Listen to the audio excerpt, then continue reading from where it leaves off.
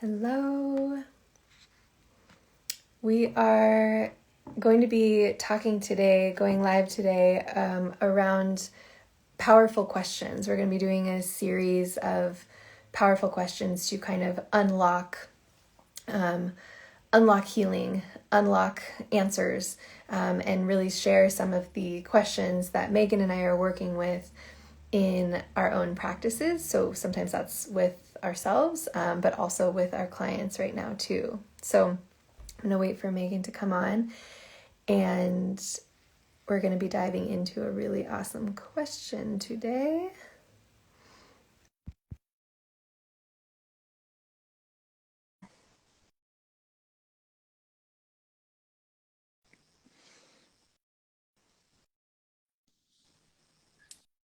Hey.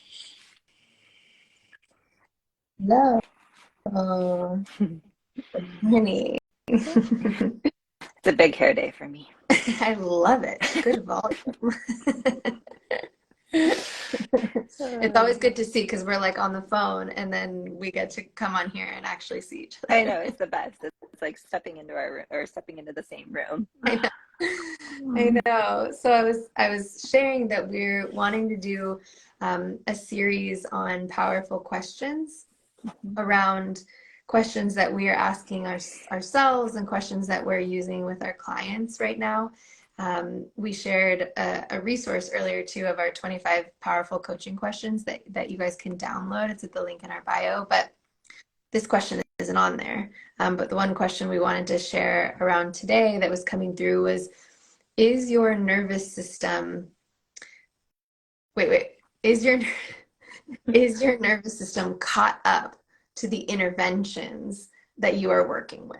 There's a couple different ways that we were like trying to say it. Is your nervous system on board with the interventions you're working with? So if you want to just dive in, Megan, and talk about Yeah, that. I mean, even does your nervous system understand what you're doing and what you're working with? And this really came through for me. So this is a personal question I'm working with, and I was getting a massage. I think it was like a week or two ago, and the woman who was giving me a massage, who was absolutely incredible, at one point said, because my body takes a long time. Like, I've been through a significant amount in my life. I've had a lot of trauma. I have a lot of medical trauma. I've got a lot of stuff, and in those situations, I recoil. It's like something happens, and I go inward, and I back away. And one of the things Tabitha said to me, she's like, sometimes it just takes our nervous system a minute to catch up. And that just started really rolling around in my head. And I thought about all of the clients that I work with over the, span of many years at this point. And it just was such a clear hit on, wow, are our nervous systems caught up with the things we're working with? Do we understand why we're getting it? Do I understand on a deeper level, not a cognitive level? I understand why I'm getting a massage. I understand what trying to train for a marathon is doing to my body. Like, I understand that in my brain, but does my body really understand? And it was such a simple practice in that moment to go inward and say, and you can think of your nervous system, there's many different words for the nervous system, right? So our nervous system, I like to think of it as my inner child. It's the age of, and this is my belief, but the age of the nervous system is essentially the age of that inner child within us. And it can, as we mature and become adults, we also have to make sure that our inner child understands, and our nervous system is also, this is where it's like, you've heard the phrase, it's child in an adult body. I don't know, like, that's, I feel like I've heard that a lot, and that's that essence. Is it's like our nervous system is still in that, like, kind of more childlike place. So the more I can go in and even just say to that little girl, like, I'm doing this to help. We don't have to be scared. This is to help. And the whole experience of the massage shifted. The whole experience of taking my supplements has shifted. Like just that gentle communication, and it's nothing fancy. I'm not talking about like understanding why I'm taking dim I3C for surgical menopause to make it, you know what I mean? It's like, this is just simply like, no, I'm just here to help. Like, I'm just trying to help. And the whole experience changes. And it also invites the opportunity to really check in with your wisdom around your agency. Because how often are we told by doctors or told by well intentioned nutritionists and well intentioned practitioners that, you know, to take supplement XYZ? And we just blindly do that because that person said to do that, or because we're paying that person, when we're not actually checking in with whether or not that feels good. Like, do, you know, we did that Instagram live around, do I have space for this? But this is also checking in with your inner wisdom. Does this resonate? Does this feel like something I want to bring in?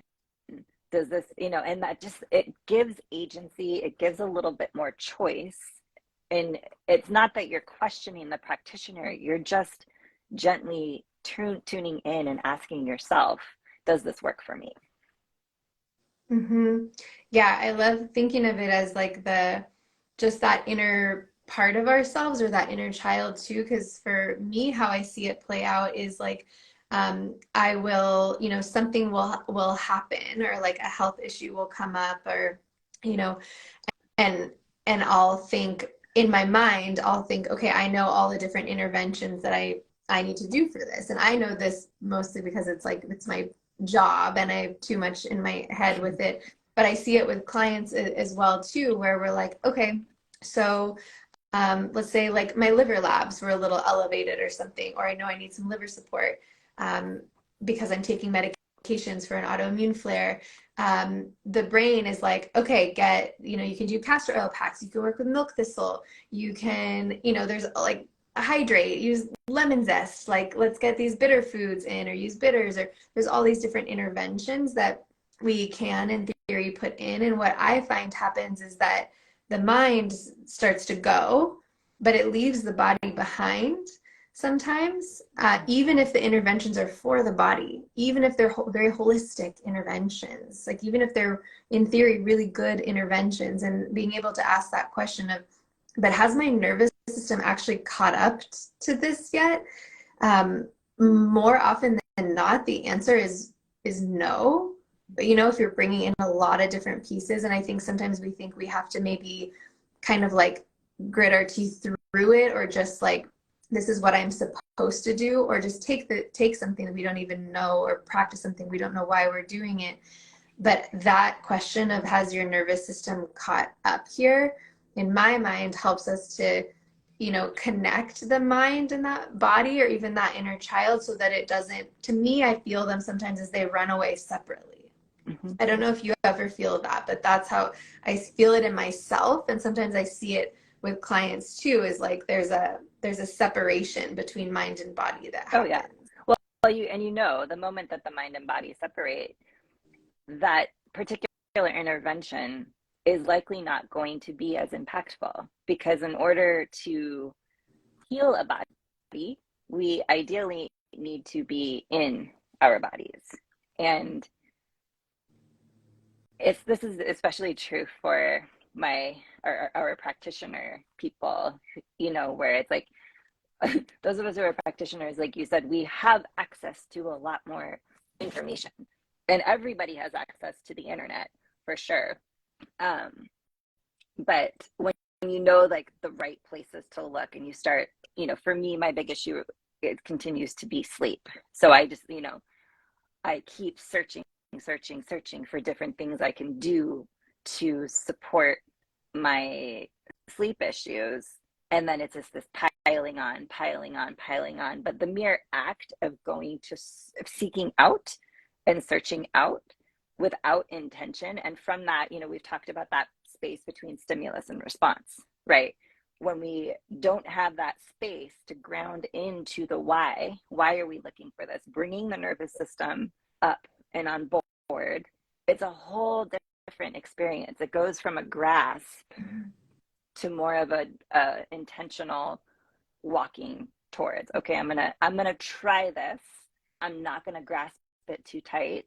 My nervous system's on board, and we move forward with it. Whereas the milk thistle, the castor oil, like all the things that, at what point does that, and it's like I said, it's not that these things aren't helpful. They are. They're proven to be very helpful and amazing. But for the individual and for you, does adding more contribute to your well-being, or is it actually depleting you? And that's the question, is doing this contributing to me feeling better? Not, and it's also differentiating, I think, between the hope, like, is, because hope is a big component too. It's like, I hope this is going to help, but does that hope feel groundless? And how do we bring more ground and foundation and scaffolding in before we just start adding the things that we think are contributing to hope? I hope that makes sense.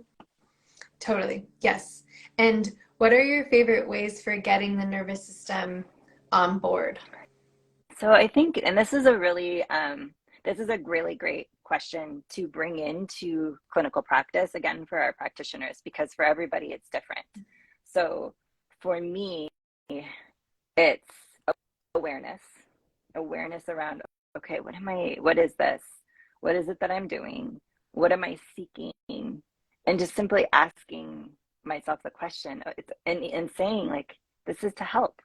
This is going to help me. And before I take my supplements now, instead of just like knocking them back because they've been doing, it's like fistfuls of supplements to try and keep my body healthy. I'm taking that pause and just simply saying a gentle, this is to help. Like, this is helping. This is helping your system. If I'm like, yeah, last night I got acupuncture. I very clearly can see when I leave my body. I dissociate, like, that's my knee jerk. I dissociate really fast. And even when I'm doing therapeutic things for myself, I completely dissociate. So as I was laying on the table getting acupuncture, just reminding myself, like, it's okay. Like, this is to help. This is helping me. And that's the only thing I'm doing right now, because that's all I feel I can handle. That's my, like, checking in with my nervous system. I don't need to tell myself all of the scientific reasons why I'm getting acupuncture. Right now, what I need is to just simply say, like, this is to help. And what about you? I like that. I see it as just like a really gentle tending to the nervous system. I mean, first it's just even being aware that our nervous system is something that we can tend to, because I think, like, again, when we have that disconnect, I see so much like imbalance and suffering comes in myself when that disconnect happens. And so gently tending to the nervous system for me looks, yeah, again, it's just like a softening. It doesn't have to be like a big thing, but sometimes it's just saying, like, what are things, like, I actually just made a little like Instagram reel the other day of like, what are the little things that are helping soften my nervous system or helping support it? And it's literally like this really soft sweater, that I put on in the morning, and just like bringing softness, like drinking a little bit of tea, relaxing into that, doing a little bit of gentle breathing. Sometimes it's even like I'll do a little bit of like tapping, or just kind of like stimulation on the body or nervous system. And for me, it just sometimes has to be little things throughout the day of, if I feel my nervous system kind of heightening or like disconnecting, that I just reconnect back to it and have these little practices that that I bring in to overall help soothe, I think, that response. And they're little things. Yeah. There's so much power in the little things. Sorry, my dog just decided to show up. And it's the little bits of tending. So I even like to encourage people sometimes to make a list, because I'm even having that reminder, like having it on a post-it, like what helps me feel like I'm tending: soft sweater, tapping, sips of tea, taking 2 minutes to, for me, it's identifying how many bird songs can I hear, and I like to figure out what the birds are. Or even just stepping outside and smelling the air. Like there are little, like, what are the little bits for you? And I think that's is a really good practice that we can leave. And we'd love to even hear for you, because I think that as a community, we can really inspire each other. Because I know for me, sometimes I just like, I don't even have access to what the little bits are. But then when I read other people's things, I'm like, oh yeah, that's a good bit, or that's a good one. So if you feel called, making yourself a list of, these are 5 little things I can do that help me feel like I'm tending to myself and tending to my nervous system, regardless of whether it could be taking a big sip of water. It can be eating, like taking a really slow bite of your lunch and chewing it fully. It can be, I mean, for everyone, it's going to be something different, I think. But, and Christina and I, maybe when we post this video, we can post what our little tending. For some reason, the word bit keeps coming forward. I don't know why. Go with it. Go with it. My little bits of tending. Bits of tending. Yeah, it's like, yeah. And so I think, just framing that for people, we really wanted to introduce in this question, because sometimes it feels like we have to heal harder.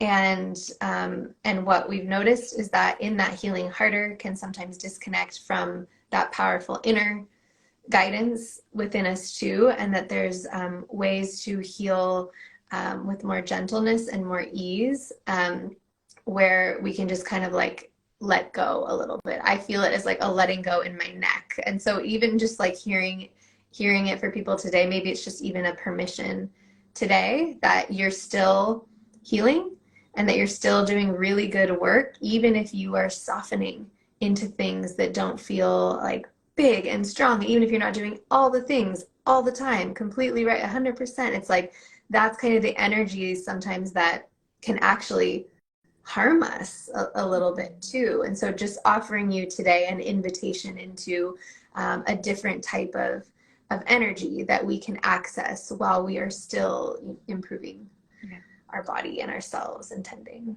And I would say that also can really help shift our stories too. Like, as we start to notice all the different ways that we are tending, and the different ways that we are really helping to soothe ourselves, and helping to nourish ourselves.